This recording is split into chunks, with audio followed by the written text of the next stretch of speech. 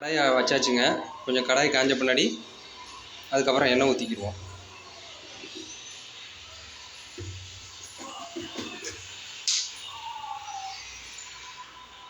கடாய் இப்போ காஞ்சிருச்சுங்க. தேவையான அளவுக்கு எண்ணெய் ஊற்றிக்கிடுவோம்.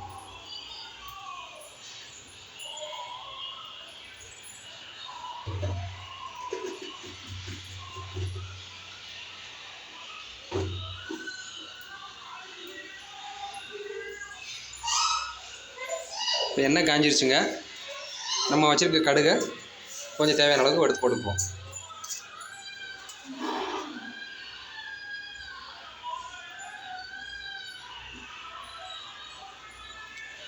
கடுகு வெடித்து வரும்போதே கொஞ்சம் சீரகம் சேர்த்துக்கிடுவோம்.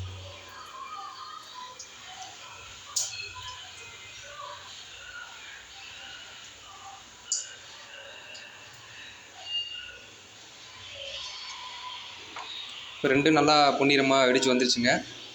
இப்போ நம்ம வெங்காயம், பச்சை மிளகா, கருவேப்பிலை, தக்காளி எல்லாம் நறுக்கி வச்சதை நம்ம போட்டுக்கலாம்.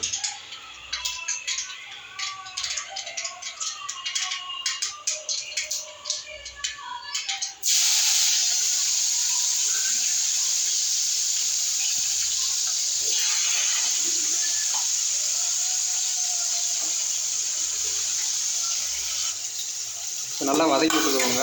நல்லா வதக்கட்டும்.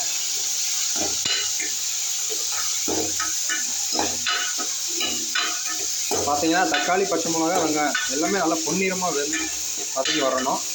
அந்த அளவுக்கு நம்ம கொஞ்சம் மிதமான சூட்லேயே வச்சு இது பண்ணிக்கிறணும்.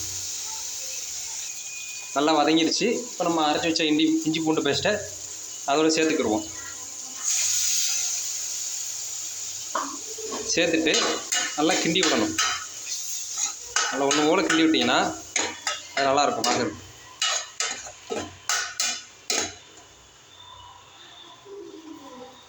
கொஞ்சம் அது கொதிநிலை வந்த பின்னாடி அதுக்கப்புறம் நம்ம மசாலாக்களை சேர்த்துக்கலாம்.